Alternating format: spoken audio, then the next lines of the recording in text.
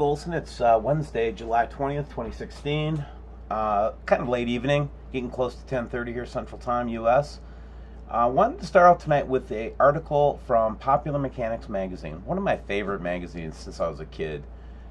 Mysterious Planet 9 may be responsible for planet's world orbits. And what's interesting about this, you guys, is that while everybody's questioning us on does Planet 9 exist or not, the real scientists are trying to figure out if the planet or system, if you will, has been interfering with the orbits of the planets in the past. So let's go ahead and read a little bit. Earlier this year, astronomers made a shocking announcement. If you hadn't heard, they made a shocking announcement that there may be a ninth planet orbiting in the far reaches of the solar system, which I call BS on because I think it's right next to us. Since then, evidence for Planet 9's existence has continued to mount, and now a team of researchers have published a paper that argues that Planet 9 may be able to explain why the planets are crooked. I'll have the link below. But I think it's interesting that the mainstream, this is mainstream media, Popular Mechanics, been around forever, is starting to talk about this subject like it's a normal subject, while Nibiru wormwood researchers like myself and others put our materials out there and people are calling us crazy. So I hope that there's a couple of letters to Popular Mechanics to talk about how crazy they are. And of course I have my tongue in my cheek. What I really mean is it's a common news story now. It is not fringe science. It's not pseudoscience. It's serious science. So let's get on to some of the observations from today. Okay, a couple of clips that I got. This is from today, from this afternoon with the ISS from in the afternoon Central Time. What you'll notice is as I move this, and I'm really going fast, so this is rotating around the planet, and so basically the spacecraft is flying through space, and then the sun appears behind it, and the first thing that I noticed when I saw this today was the blue, look at the little blue thing at 2 o'clock. And well, also I think that the blue thing is causing UV light, this blue sun. So this is the two suns now. This is, I believe, the Blue Katchina. This big ring in the background here, you can actually see fire coming out from behind it, or light coming out from behind it. So is that a shield, or is that another planet behind the sun? We don't know. But what we do know is this is the first time I've seen a blue dot next to the sun from the ISS, and it presents interestingly. And I think it's just messing up the aperture of the camera because it's getting too much light, more light even than it's supposed to get because of the UV. And I think that's why you get that flashing effect. I don't think it's the sun flashing so much. I could be wrong about that too, but I hope not. I hope I'm right that it's just an effect of the camera. So you can see that blue thing, and then that's just an amazing capture, guys, and just another sign that it's time to prepare. More ISS footage from today, earlier. Now, I'm moving it really fast, but I want to show that there's this shadow that seems to go across the frame. Do you notice that? Like there's a shadow coming from somewhere else? Let me play it one more time for you, and then, just take a look. And the other thing that I notice is these little dots don't seem to be all lens flares. Just an interesting take there on the ISS. That shadow. And that goes with the next thing I want to show you. Now you can see why that ISS is kind of interesting, because we also have what apparently looks like a shadow starting to come over the Earth from space.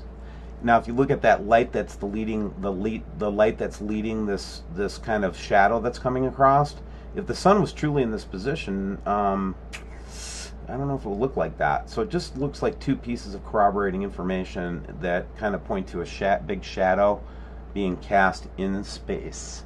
Pretty interesting, huh?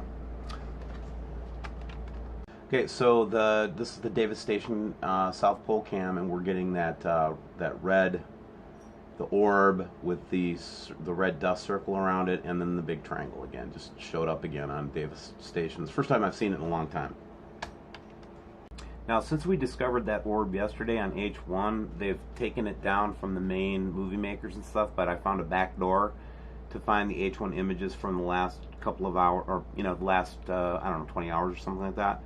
But basically, as we continue on with H1, this coronal or this ejection or whatever continues from this object, was said to be either Venus or Mercury. I think a lot of people think it's Venus.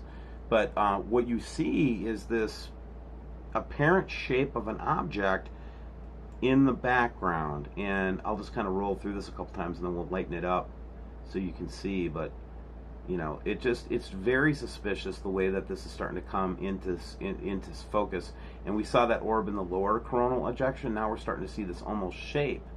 You see that? How it's almost a shape in the coronal ejection up there? And again, they have the image filter on there that obfuscates the ability to see what's really there in clarity. But again, it's very, very strange.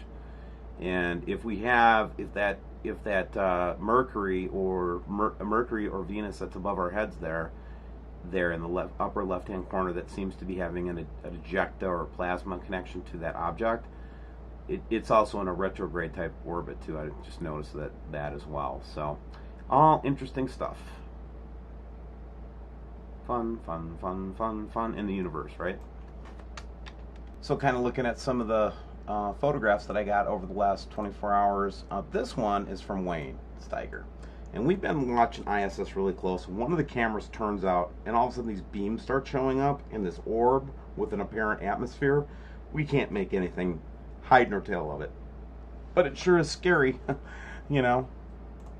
Anyway, this thing's been going off all day. And if you don't know the story on this, meteors.com. Basically what it does is we're detecting meteors by using a device that shoots a signal up into the atmosphere, and then whatever bounces back tells us that there's an object there. Well, we've been watching this thing for the last couple days, and it goes off with this really strong return, which clips right over the normal instrument. To give you an understanding, when the Chelyabinsk, Russia meteor hit, it was a 2-minute return. Well, this thing's going off for hours at a time now. They say it's a sporadic E, is what the engineers might say that it is, but we've basically eliminated that because we've had 2 radio technicians and my background in radio technology to validate that this is a hard some kind of hard object that we're getting a return on. We don't know what that object is, but it is a solid object that is being detected in the atmosphere. This is continuing today. Some theories include that it could still be the Chinese space station, which I think is still making its return. Possible, very possible. I'm not going to rule out the Chinese space station, but the return is so strong and so wide. Remember that as you get away from that middle red line, there's actually a logarithmic loss of signal on either side of it. So the fact that we're seeing such a strong return either left or right of this main signal tells us this is a solid object that we are detecting. So we know that for sure. The next thing I want to take you to is a little thing from Roy, my favorite. Roy is my favorite. And Roy always likes to do the all sky cam, and this is at the Briggs Observatory in Belgium. And he actually caught a picture of a very red looking orb with a trail behind it, which is just extremely interesting to me, and I thought it was a compelling photo. This is a rig. I'll show you what the rig looks like. Basically, he set up his own high telescopic binoculars, set up his own kind of sun shield screens. He's been playing with this for a long time. Has never gotten an image like this before. Usually he just gets a good straight sun image, and this is the image that he got out of this device that he put together. And I just think that this has been something that we've seen so many times now in the last couple of days, this pattern, that it was something to pay attention to and look at. And then finally, these rainbows are showing up all over. This particular one is interesting because there was no rain for 3 days, yet they get this huge rainbow. I still am wondering if this is an outline of a planet, a refraction of the planet's atmosphere into our atmosphere, what it could possibly be. But it sure is interesting, and it sure is beautiful, especially when we get those triple, quadruple rainbows and things like that. So I think that just the stuff that we're showing today, I think I'm going to stop here and just let you know. It just seems to be getting more and more intense. The data that's coming in is better, higher quality, and we're getting it from all over the world.